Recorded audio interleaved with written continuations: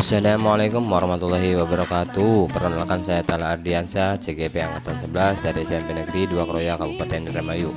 Pada pertemuan kali ini saya akan menyampaikan tentang pembelajaran coaching. Inilah contoh coaching saya. Selamat menyaksikan. Udah, ini ya. Bismillahirrahmanirrahim. Assalamualaikum warahmatullahi wabarakatuh. Waalaikumsalam warahmatullahi wabarakatuh. Gimana Ibu Evi? Sudah sehat? Alhamdulillah saya sehat, Kak. Iya tuh, satu dengar-dengar Ibu Evi itu artinya rada-rada kurang sehat gitu kemarin. Oh, iya kemarin kebetulan agak sedikit flu ya Pak ya, karena memang tahan cuaca juga. Nah, tapi sekarang udah mendingan Ibu ya? Alhamdulillah sudah sangat membaik Pak. Baik Bu, ini katanya kan Ibu kan pengen ngobrol gitu ya, pengen koca istilahnya mah gitu. Nah, kira-kira tuh apa sih Bu yang pengen disampaikan gitu? Oke, iya nih Pak, saya tuh memiliki keresahan ketika proses pembelajaran. Ini kan kita satu semester tuh udah hampir berapa bulan ya Pak ya, udah setengah semester lebih bahkan. Fenomenanya saya tuh karena memang baru memegang kelas perempuan gitu ya Pak ya, yang hampir bahkan ada 100% satu kelas itu perempuan semua. Memang perempuan itu biasanya agak ribet ya Pak ya. Berbeda ketika saya mengajar di kelas laki-laki yang identiknya ya cuek, bisa diskusi dengan siapapun. Itu saya tuh mengajar di kelas perempuan tuh agak berbeda, mengalami perbedaan, terutama ketika pembagian kelompok. Kan saya kan pembelajarannya berbasis proyek ya Pak ya. Ini sehingga mengharuskan kegiatan pembelajaran itu hampir 90% dilakukan secara berkelompok. Karena di sisi lain karena untuk menunjang atau mendukung anak untuk saling gotong royong, meningkatkan karakternya. Di sisi lain juga untuk meringankan tugas mereka sebenarnya.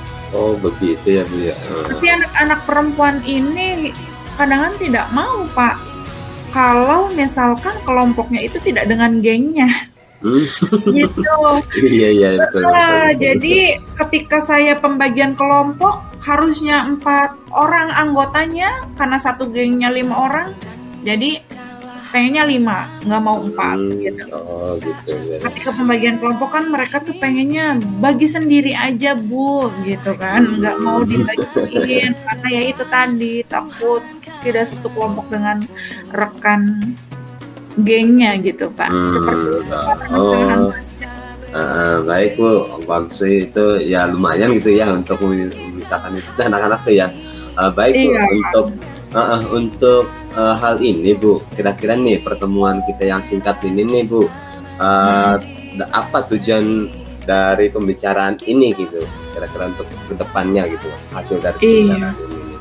Saya itu pengen mencari solusi ya Pak ya, bagaimana caranya agar peserta didik itu yang pertama ya mau membaur dengan semua rekan kelasnya gitu. Mereka itu tidak mengkotak-kotakan, dia bukan teman saya, ini teman saya pengennya tidak seperti itu gitu. Mereka itu bisa lebih membaur seperti itu Pak. Oh begitu, membaur dengan yang lain gitu ya. Nah kalau menurut Ibu tuh yang berbaur itu yang seperti apa sih kalau menurut Ibu gitu, supaya anak itu bisa dengan yang lainnya gitu? Maksud saya tuh mereka itu dapat, kan kalau misalkan di SMK itu memang ditujuankan anak itu dipersiapkan untuk dunia kerja ya Pak ya. Iya betul. Sehingga ketika di dunia kerja mereka itu kan pasti nggak bisa request ke atasan dong, mau ditempatkan di sini, di bagian apa, dengan temannya siapa gitu kan. Kan itu kan hak prerogatif dari atasan gitu kan. Saya itu pengennya siswa itu mampu memposisikan dirinya dalam keadaan apapun gitu Pak. Jadi ketika mereka disekelompokkan dengan siapa ya mereka bisa menyesuaikan. Oh ketika saya satu kelompok dengan rekan yang seperti ini, saya harus seperti ini loh gitu. Jadi saya tuh pengen memberikan atau melatih karakter apa ya, mandiri mereka gitu. Ketika memang mereka dalam satu kelompok yang seperti apa ya, mereka mampu untuk mengendalikan diri mereka gitu kan, mampu bersosialisasi gitu, mampu bekerja sama dengan siapapun itu tanpa membeda-bedakan gitu, seperti itu Pak. Berarti intinya anak itu masih terkait dengan golongan mereka sendiri gitu Bu ya? Iya, tidak tergantung dengan orang lain juga. Dengan orang lain. Padahal kita itu nanti di dunia kerja itu mungkin berbeda orang kan gitu Bu ya?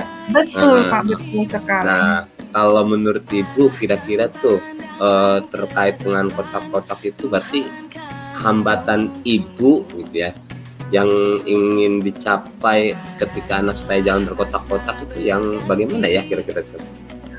Hambatannya supaya anak tuh jangan di kotak-kotak gitu. Hambatannya ya itu tadi Pak, saya itu ketika ingin membagi kelompok, namanya anak perempuan kan sensitif gitu Pak. Ibu nggak mau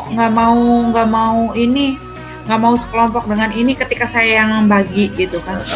Gitu. Mereka itu apa ya namanya, suka ya gitulah Pak.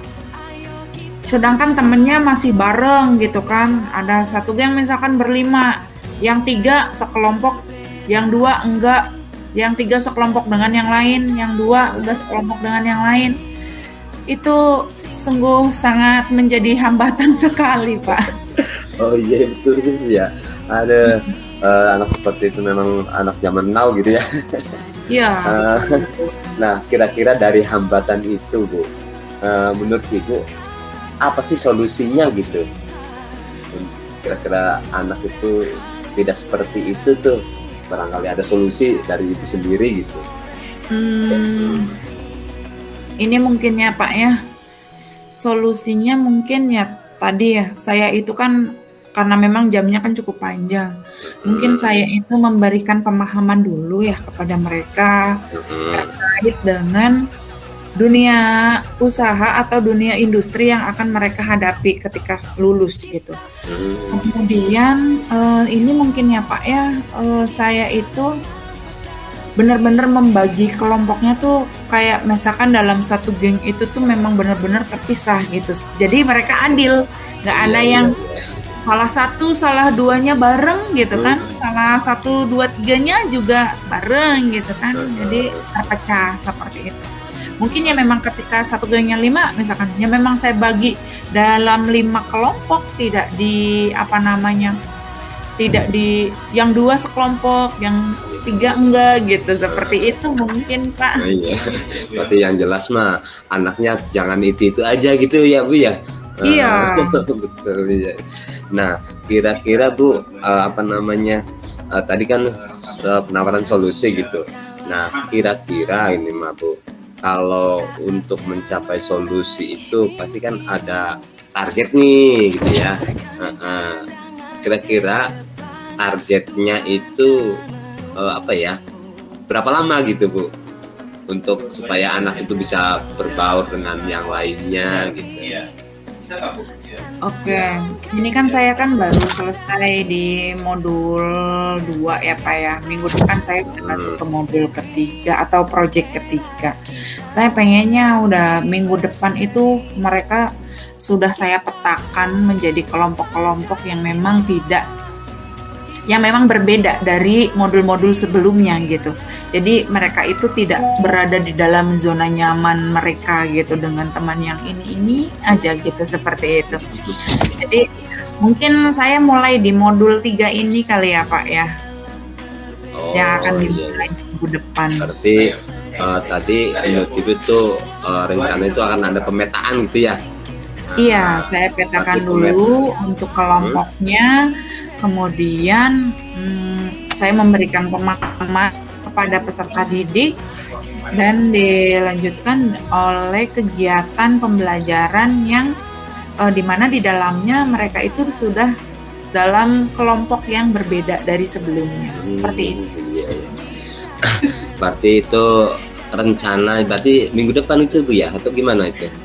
Iya, mungkin saya minggu depan udah mulai masuk modul baru Mulai. kan ya Pak ya. Jadi mungkin Hmm. saya minggu depan sudah melaksanakan.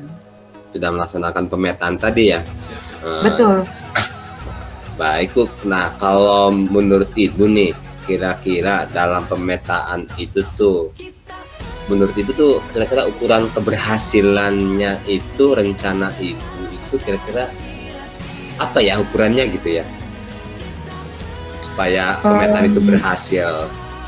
Iya, ukuran keberhasilannya itu adalah ketika sudah dipetakan dengan kelompok yang baru, mereka dapat bekerja sama. Seperti itu, Pak. Jadi tujuan proyeknya mereka saling bahu-membahu untuk mencapai tujuan proyek seperti itu. Jadi, ya udah enjoy aja menerima gitu, Pak. Mereka mampu bersosialisasi, mereka mampu berkolaborasi dengan kelompok yang baru seperti itu. Tujuan dari pemetaan itu Bu ya. Iya. Baik Bu, tadi sudah bagus ya, rencananya sudah bagus, sudah oke gitu. Nah, berarti kan pelaksanaannya tadi tuh sekitar berarti minggu-minggu depan ya Bu ya. Iya. Nah, kira-kira nih Bu, dalam pemetaan itu mungkin kan Ibu ini butuh teman untuk berdiskusi gitu ya. Nah, atau untuk berkomitmen. Nah, kira-kira adakah Bu yang diajak untuk berdiskusi? Mungkin wali kelas kayaknya ya Pak ya. Kan karena wali kelas itu kan lebih paham karakter siswanya gitu. Jadi saya itu nanti pembagiannya juga nggak yang asal gitu kan, biar ketika yang lebih butuh gitu kan. Jadi saya pembagiannya juga akan lebih terarah ketika memang saya benar-benar memahami karakter melalui diskusi dengan wali kelas seperti itu Pak. Berarti wali kelas gitu ya Bu ya, artinya yang bisa diajak untuk berkomunikasi. Nah, terus barangkali ada yang lainnya gitu selain wali kelas Bu?